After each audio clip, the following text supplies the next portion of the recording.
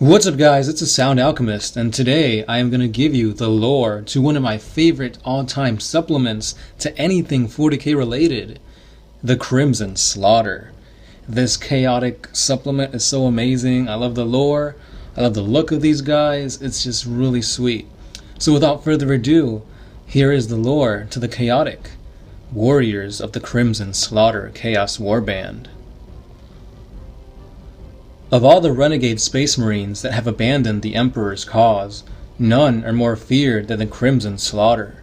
The mere mention of their name brings a shudder to even the most toughest of space marine defenders, for it is a name linked to betrayal and bloodshed, a title synonymous with the blackest deeds of carnage and horrors imaginable.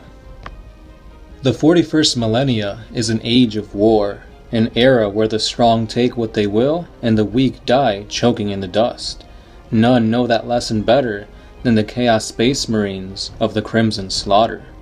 The Crimson Slaughter entered this millennium as a chapter of Space Marines, the ultimate defenders of mankind. Though, through fate or the baleful influence of the supernatural, they have turned from the light of the Emperor, their own paranoid insanity, or perhaps their own weak will, has driven them down the path of damnation, a road from which there is no turning back. The Imperium has attempted to suppress rumors that an entire chapter of their Space Marines has been corrupted, for the Chaos Space Marines are fearsome foes.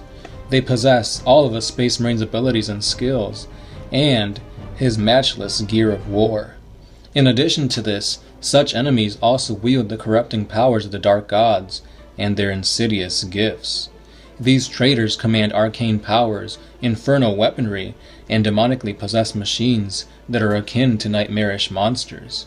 They will stop at nothing to achieve their self-serving aims.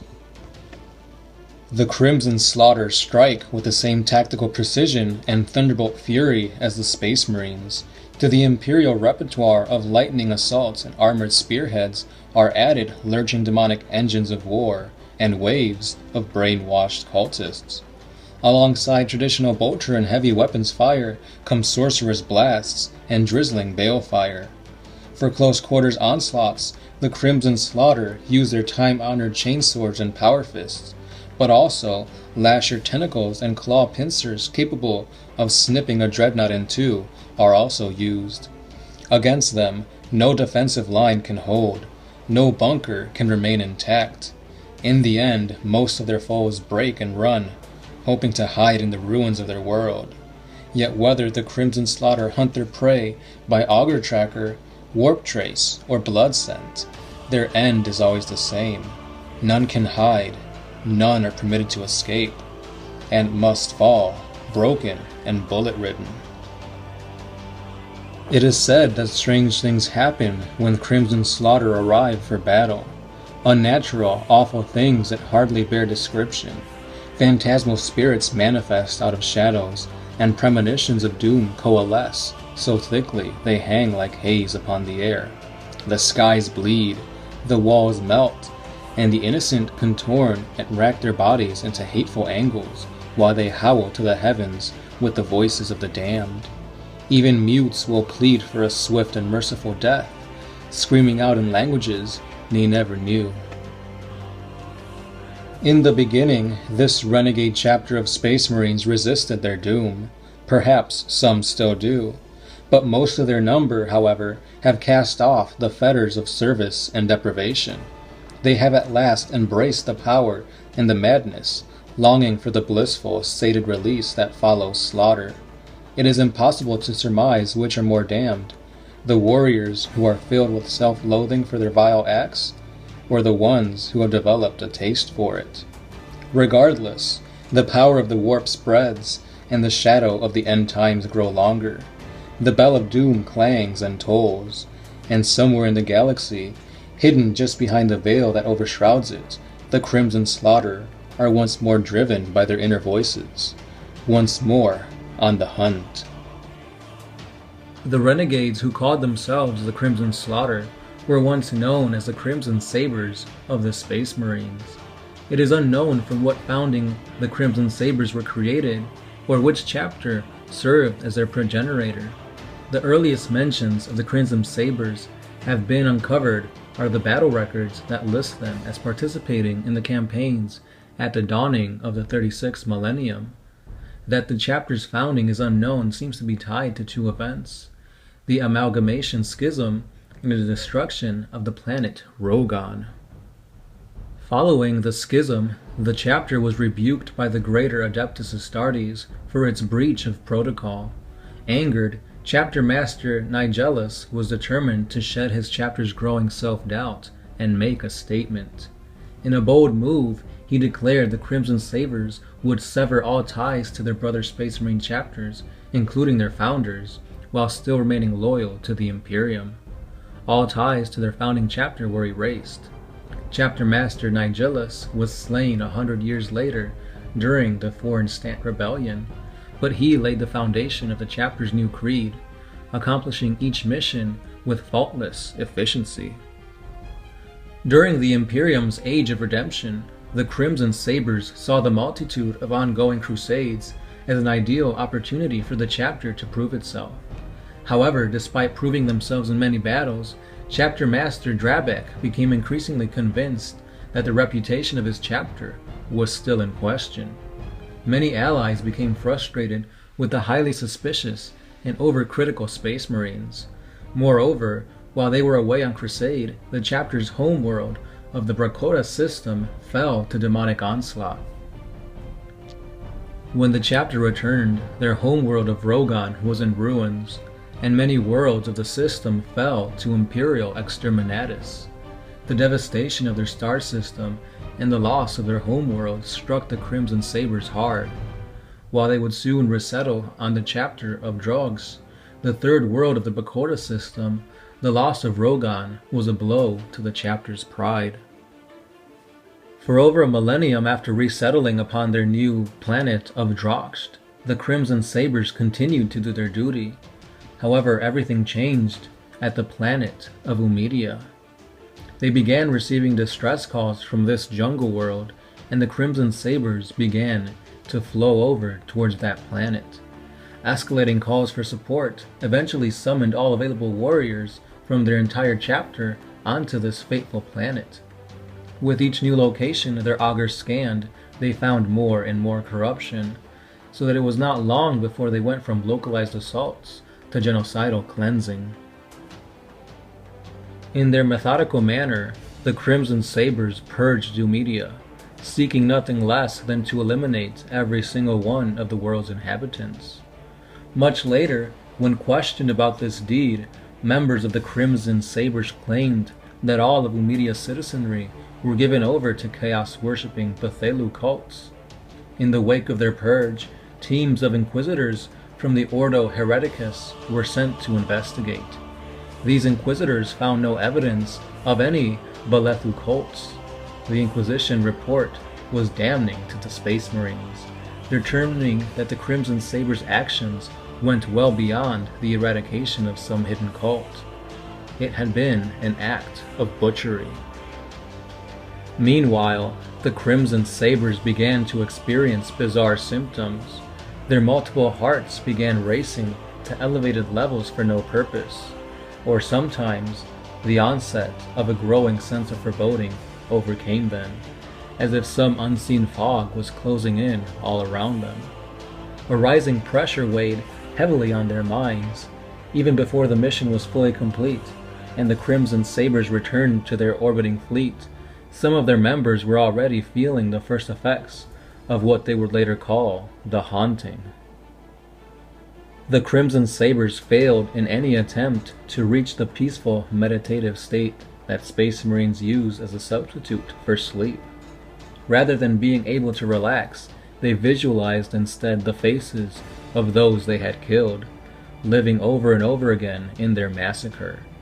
In an ever-growing state of unrest, the most agitated of Crimson Sabers began to hear voices. These voices whispered were the voices of those killed.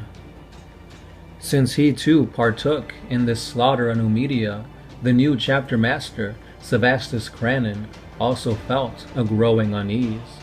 But despite the voices that attempted to alter his perception, Cranon at last made a resolution. they would halt their warp travel and steer back towards Media, setting their course instead for her sister planet, Demetra.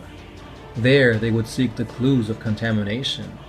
If he suspected, the Crimson Sabers would uncover the new chaos-worshipping Bethulu cults there.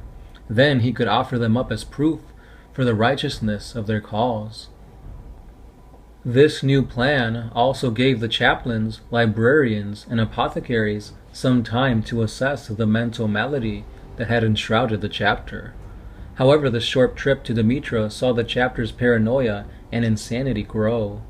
It was not the Crimson Sabers that made planetfall upon Demetra, but instead raving madmen. In an instinctive attempt to burn away the harrowing memories that haunted them, the red-armored Space Marines arrived, forgetful of all their plans, now intent upon only a single undertaking objective: slaughter. They viciously butchered the planet's populace with bolters, aircraft, orbital bombardment, and honestly anything they could get their hands on. To the chapter's astonishment, the tormenting voices in their heads vanished after the massacre. Shortly after the massacre upon Demetra, the Crimson Sabers had been officially declared excommunicate traitores. They were now named as renegades, a standing order for all forces of the Imperium to open fire upon the Crimson Sabers on sight. Calling for librarians, Cranon dictated an urgent message to be sent to Droxt. In essence, it read, "Flee if you are able to." To remain on the planet or the old moon base of Rogon, or to be affiliated in any way with the chapter, was a death sentence. Whether they escaped or some other fate befell them, Cranon never knew. Bereft of sanctuary, the Crimson Sabers would now be hunted without mercy. After this message, Cranon gathered his chapter aboard the vast flagship Red Honor. He then declared that the only battle and death that the Crimson Sabers could rid themselves of the voices that haunted them. It was Sevastus Cranon's plan to steer a course into the Eye of Terror. There they could attack the Hellspawn traders within the Forsaken region, and no further innocent lives would be lost. They might be branded as traitors, but Cranon knew that they were not. It would be a noble end. After battling through a blockade of Imperial Fist Crusaders, the Crimson Sabers entered the Eye. But this chapter would never have their redemption. The Crimson Sabers descended upon the Eye of Terror with the unequaled fury of both the righteous and the psychotically enraged. Whether witch or abhuman, mutant or renegade Chaos Space Marine, all fell before the scythe that was the Crimson Sabers. During what became known as the Renegade Wars, there was no single moment that marked the chapters turning to chaos. Rather, it was a gradual evolution. The flowing powers of the warp and the heightened fears and desires of each Space Marine combined to morph the Crimson Sabers into the Crimson Slaughter. However, the chapter was slowly becoming hideously mutated as well, and already 200 Marines were dead. With aid out of question, doom seemed imminent for the chapter. At that moment, at that low point of despair and utter failure, Cranon Sevastus decided that he no longer wanted martyrdom. Instead, he wanted to live. Cranon gathered his chapter once more and announced that he no longer served the Imperium. Instead, he would seek a cure to halt the madness that had grown in his mind. The Crimson Sabers were dead, he told them, claiming the very name that the Imperial agents had pinned on them for their acts on Umedia and Demetra. From now on, he would lead the Crimson Slaughter. What would follow would be brief yet bloody. Cranon's War Council had already marked who the likely loyalists would be and stationed their own supporters nearby, with guns already aimed. Less fought than expected, and the action was swiftly over. However, Cranon faced another challenge, this time from his own friend, Captain Barkman, commander of the 6th Company. Barkman insisted he was fit to lead the Crimson Slaughter, and the two dueled. However, Cranon emerged victorious. And with Crannon's victory against his fellow battle brother, that brings us to the end of yet another epic lore. Did you guys enjoy the history behind this Chaos Renegade chapter? If so, let me know what was your favorite part.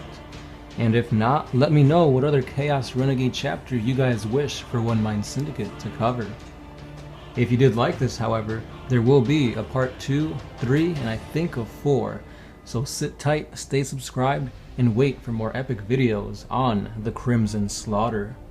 But for now, don't forget that you guys can head on over to the Patreon page, where a simple $1 a month brings you at least 4 videos extra a month that you guys can indulge in. Now that's a lot of videos, since we make videos each and every day. So thank you guys for being awesome. Don't forget to comment, like, subscribe, share, favorite, all that fun stuff. And as always, you know me as a Sound Alchemist, part of One Mind Syndicate, and I am signing out.